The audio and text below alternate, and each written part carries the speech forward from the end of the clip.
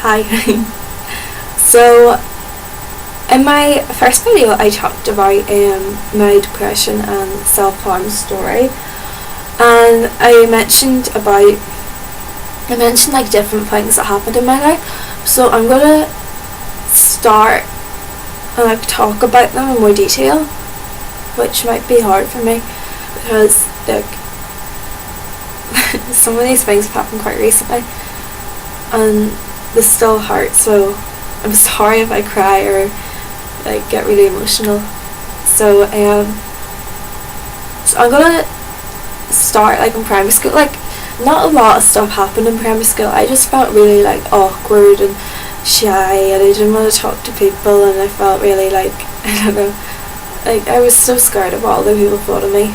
And like I really struggled with reading in primary school, so I was always on a lower like reading book than anyone else, and I felt really like awkward and self-conscious, and I felt like people were laughing at me all the time. But looking back now, they weren't. I was just, I don't know, I think I was just like overthinking about things, like, oh my goodness, I think I'm stupid, and they probably weren't even thinking that at all. And like,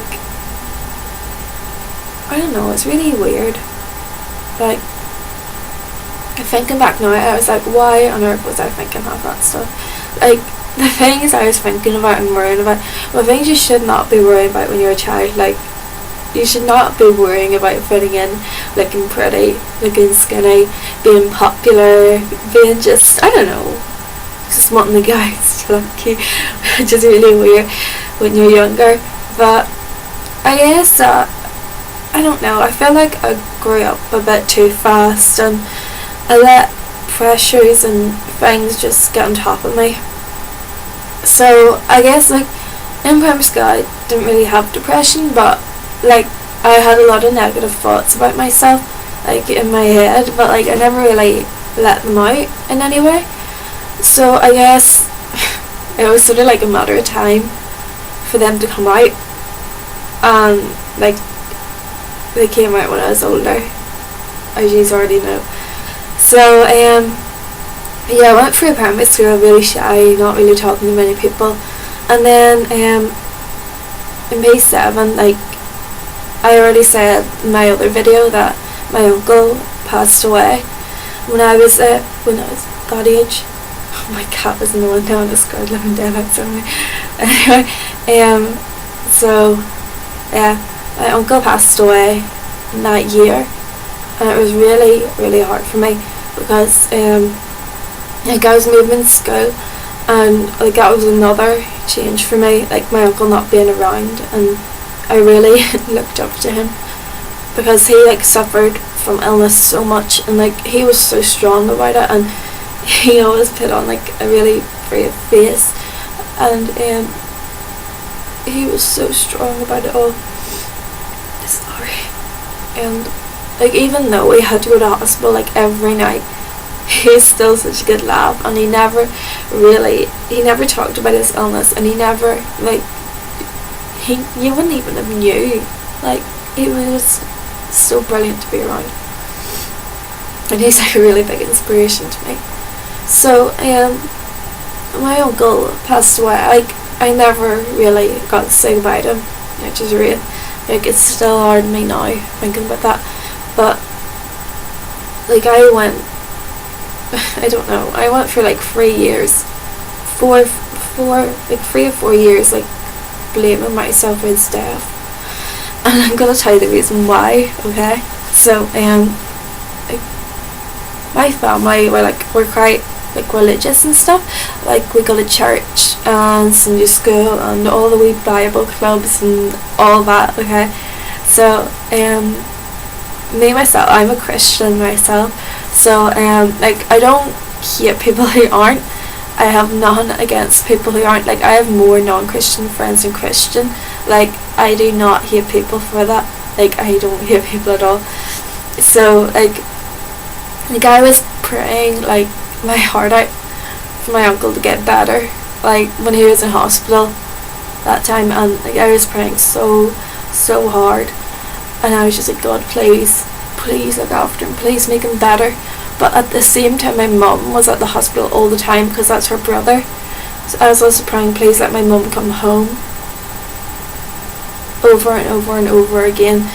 Like, I wanted him to get better, but I wanted my mum to come home. But then, like, when my uncle died, my mum did come home. And then I was like, oh my goodness, I caused his death. It sounds really stupid now, but like, I felt like God answered my prayer about my mum coming home. But he had to do that by killing my uncle, which is sort of weird thinking about that now, but I really, really blame myself, and I hated myself for that, and I found it really, really hard to go to my granny's house, because like he lived there, and like every time I went there it was like a memory that I like sort of killed him, even though I didn't. And it really, really hurt me so much for many years, like really badly. And then like I just blame myself so much. Like, I blame myself for everything. That was one thing that I really blame myself for, and it was so difficult getting over that, like really hard. And like, I don't know, it was just so hard. But I eventually realised that it was not my fault. Sorry. I realised that it wasn't my fault, and that he was still looking down at me. Sorry. That he was still looking down at me, and that he was really proud of me, and that he loved me so much. Like, when I was younger, he called me like, ooh, my special lady and stuff like that, like it's wee jokes. And I thought the absolute world of him, and he meant so much to me, and he still does. Like, he gave me like a really big teddy, and I still have it in my room, which is like a really good big memory of him. So I'm going to show you guys it. Hold on.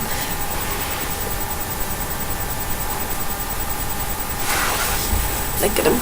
Oh. So my uncle gave me this. It's so cute. He gave me like a really big teddy, and like it's just it's a permanent memory of him. And I'm really happy that I got to meet him, and that I have so many good memories from him, like of him. Like, I have memories of him like lying in his bed with tubes sticking out of him and stuff, because like his illness, cystic fibrosis. But I also have really good memories of having a good laugh with him and stuff. So I did get over that, but like I didn't get to go to his funeral because it was on like a residential trip from my school, and I found that really, really hard, because like we were coming home, and we drove through like the village, town, whatever you call it. We drove past the church where he was getting buried, and all the people were gathered outside, and they were going in and stuff, and I found that so hard. And like, I barely told anyone that my uncle died. Like, my teachers knew, my best friend knew, no one else really knew, like no one at all.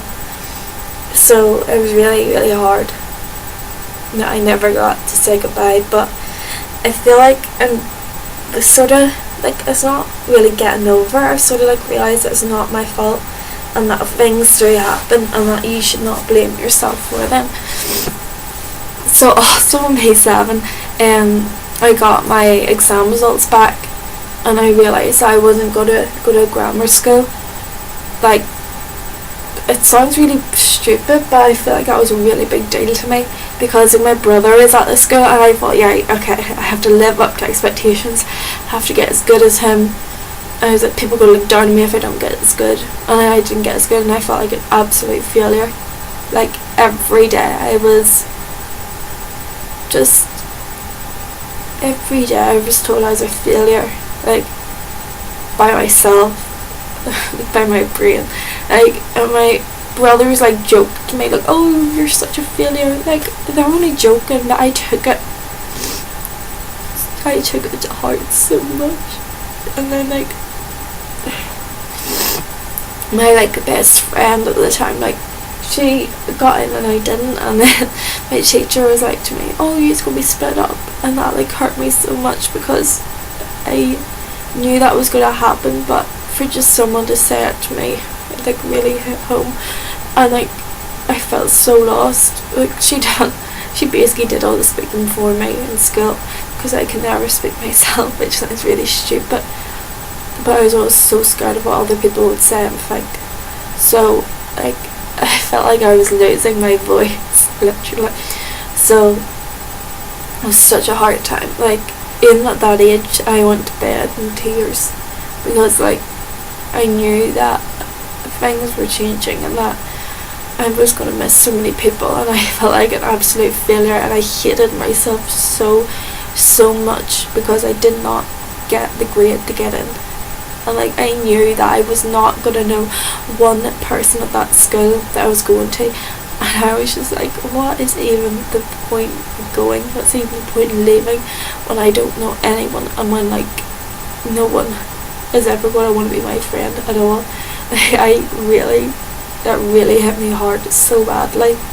And like at that age it shouldn't really. I was like 11, but like I feel like my childhood was sort of cut short a bit because I worried so much about anything and everything.